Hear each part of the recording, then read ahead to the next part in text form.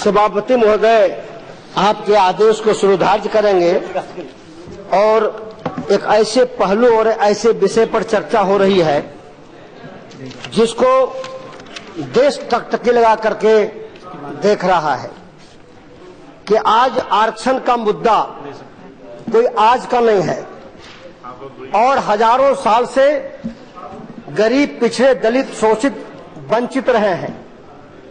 शिक्षा से वंचित रहे हैं, सम्मान से वंचित रहे हैं, अधिकार से वंचित रहे हैं। हमारा हक छीना गया है, हमारा अधिकार छीना गया है। भारतीय जनता पार्टी को लगता था कुछ सबक सीखे होंगे, लेकिन सबक नहीं सीख पाया। बिहार का चुनाव इसका उदाहरण है। बिहार के चुनाव में लालू जी और नीतीश जी का जोड़ी ने कहा कि गजब हो गया, लालू जी और नीतीश जी मिल गए।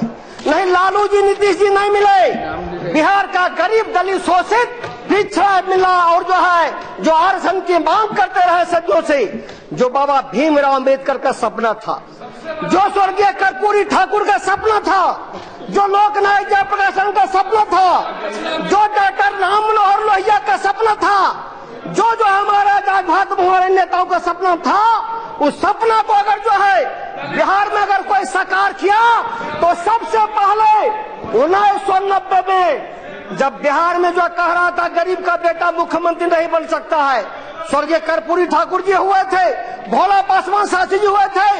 लेकिन 90 में जब एक गरीब का बेटा, एक चरवाहा का बेटा, हलबहा का बेटा, गरीब मैया के कोख से पैदा लेने वाला, मां मरछा के गोद से पैदा लेने वाला लालू जी ने कहा बिना खून बहाए अगर कहीं परिवर्तन होगा सामाजिक न्याय का, आरक्षण का, तो बिहार में होगा। वह सपूत लालू यादव है, दूसरा नहीं है। इसलिए इतिहास इसका गवाह है।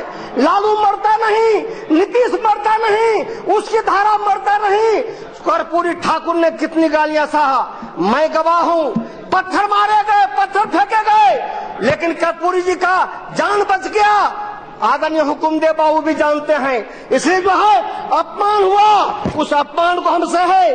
हम पेरियार को मानने वाले हैं, हम चौधरी चरण सिंह को मानने वाले हैं। हजारों साल के अपमान और जलन को हम सहने वाले नहीं हैं। जो जातीय जनगणना है भारतीय जनता पार्टी के रहनुमा, आंख खोल के सुन लीजिए। जो जातीय जनगणना का रिपोर्ट है इसको प्रकाशित करो, प्रकाशित करो। नहीं तो इस देश में एक आरक्षण की बड़ी लहरों लपट और आग जलेगी, जिसमें आप भस्माभूत हो जाओगे और बर्बाद हो जाओगे। आपका बिहार में खटिया खड़ा हुआ लेकिन चेते नहीं, और 16 में खटिया खड़ा हो रहा है, फिर चेते नहीं। और 2019 में इस देश में आपका खटिया खड़ा हो गया और आरक्षण वाली ताकत लालू जी, नीतीश वाली और पिछड़ा वाली ताकत आने वाला है। इसको मत भूलिएगा। इसीलिए आज आरएसएस के मोहन भागवत क्या बोले, क्या यह सच्चाई नहीं है? ये आरक्षण का रिव्यू होना चाहिए। कोई नाम लेते हैं उसको ठीक है, हम नाम नहीं लेते, लेकिन दुनिया नाम जानता है कि आरक्षण का रिव्यू हो, आरक्षण का रिव्यू हो। लेकिन गोलबर्गर को मानने वाले लोगों बोला गया, क्या कहा गया सभापति महोदय कि नीतीश कुमार का डीएनए में दोष है। नीतीश कुमार पिछड़ी जाति में पैदा लेता है और कहा जाता नीतीश कुमार के डीएनए में दोष है। और यह कहा गया तो लालू जी ने कहा था कि अगर कौन माय का लाल है जो रिजर्वेशन भी खत्म कर देगा देश से बाबा का दिया हुआ। और उन्होंने कहा, लालू जी ने कहा अगर ईसा के तरह भी सूली पर चढ़ना पड़ेगा तो चढ़ जाएंगे, लेकिन कोई माय का लाल रिजर्वेशन नहीं खत्म कर सकता है। यह मेरा जन्मसिद्ध अधिकार है। जो आदमी हुकुमदेव बोल रहे थे 1934 में सबसे बड़ा, एक मिनट हम सिर्फ 2 मिनट समय लेंगे, 2 मिनट समय लेंगे। 1934 में जनगणना के रिपोर्ट को निकालिए। मेरे बाप दादे, मेरे नाना जानते हैं, बैठे आदरणीय हुकुमदेव बाबू, जिनका नाम शुक्रदास यादव है। पार का धोती नहीं पहनने दिया जाता था, खाट पर नहीं बैठने दिया जाता था।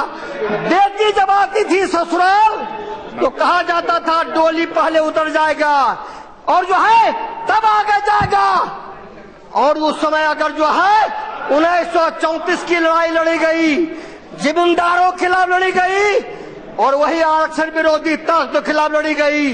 1934 में ऐसा जंग हुआ, गजेट निकाल के देखिए, उसमें जो है भस्मा भी हो और जो है भस्मीभूत हो गए।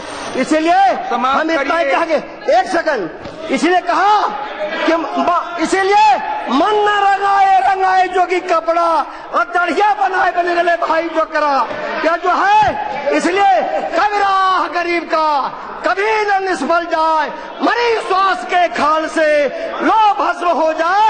जालिम लोग वही पैदा लेते हैं जहां लोग दब्बू होते हैं। तक बदल दो। हम लोग बचपन में थे तो बाइस्कोप सिनेमा देखते थे। वो दिखाता था या हवरे का पुल देखो, मक्का शहर मदीना देखो, यमपुरी यमखाना देखो, दिल्ली का जमा मस्जिद देखो, 6 मन की रानी देखो, 9 मन का बुलाक देखो।